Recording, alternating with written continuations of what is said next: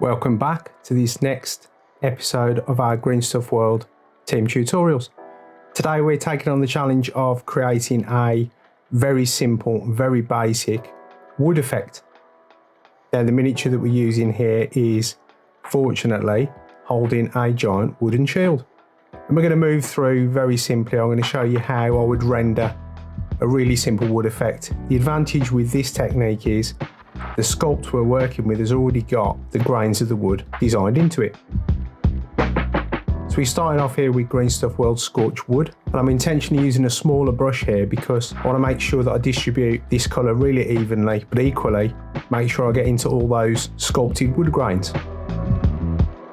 So a nice even coat throughout the piece.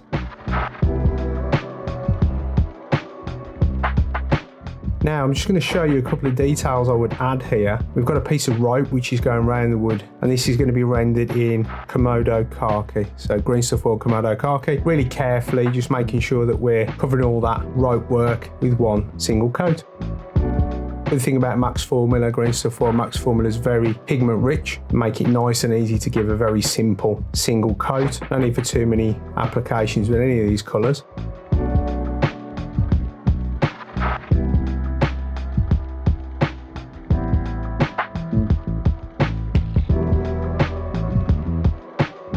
Once we've got this rendered, we'll come back to this later on and possibly add some parchment to the KOMODO KHAKI to then start to add some highlights. Putting these details in now, so as we start to create the wood grain effect, we don't have to worry too much about the other details. There's some nicely designed skulls on the front there. These are being rendered now, GreenStuff World Coyote Brown. Really nice base colour for skulls and bones. And again, we're just going to give an even coat. Obviously today's tutorial we're focusing on the wood grain, so we're going to move on to that shortly.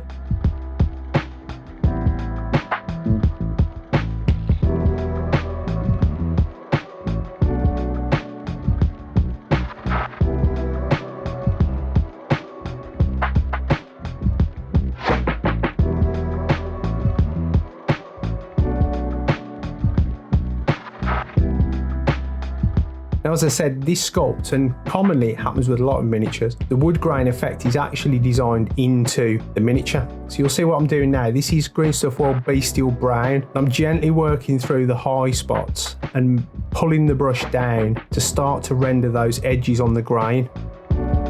Now BESTIAL Brown, it goes on quite light, but when it dries on top of GreenStuff World Scorched Wood, it just allows you to give a very light mapping of where the first highlight's going to be. Now traditionally what we do is we reduce the area that we highlight as we move through the tones that we're using, but with wood, bit of a difference. We will reduce the area later on, but initially what we're doing is we're simply tracing onto the wood grain details, and you can kind of be quite free with this and let the brush find its way down those moulded, or in this case 3D printed details, and catch all the edges. And again, BESTIAL Brown, you're just mapping out your initial highlight area.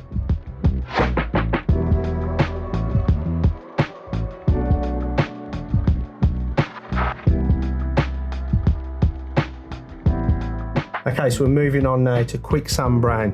Quite a bit lighter than BESTIAL Brown. You notice I'm rotating the brush around slightly now, so I'm starting to use more of the tip of the brush rather than the side of the brush, being slightly more precise, but again, we're tracing down those details, definitely focusing more on the higher points, because with the zenithal highlight we've got on this guy, the light's going to be coming from above.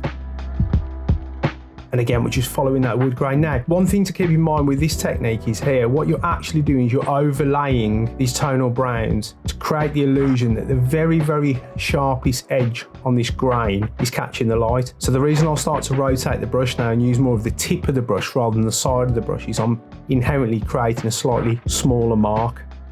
See there if there's any chips and grazes and cuts out the wood. I'm catching those edges, making sure the details are well rendered. You can see how free I'm being with this now.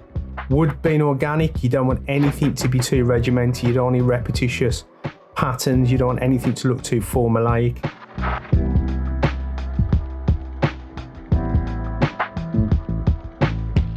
Okay, so now that's dry, we're moving on to English Field Brown. Again, this is light, and you'll see now I'm supporting my hand with my ring finger and my little finger on the side of the model. And I'm being very, very careful with the very tip of the brush. And we're starting to follow those grain lines again, but now look how sharp we're being. We're going really, really tiny details.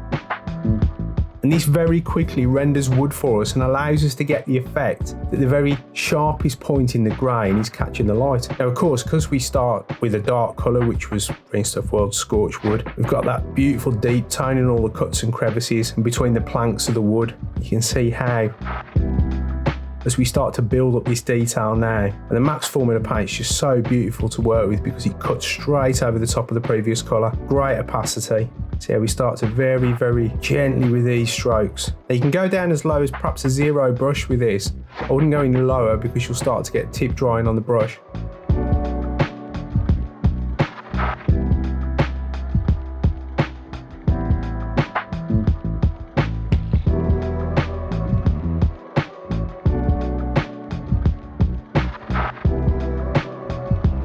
Okay, so for the final detail, what we actually do now is we take some GreenStuff World parchment and we mix it 3 parts English Field Brown to 1 part parchment. And now this is really the tiny detail. You'll see now I'm being really super precise with the grain. And again, I'm supporting my little finger on the side of the model. So the fulcrum is my forefinger and thumb, being really precise and gentle.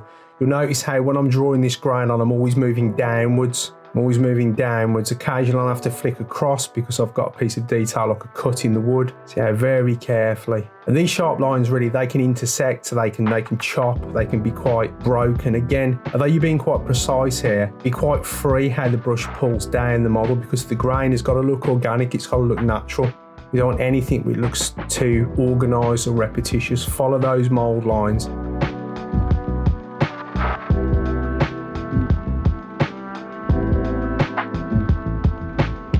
If the miniature's been designed well, then the designer would have made that wood grain look real.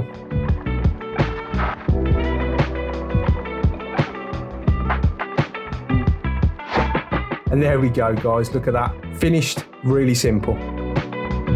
See you again soon.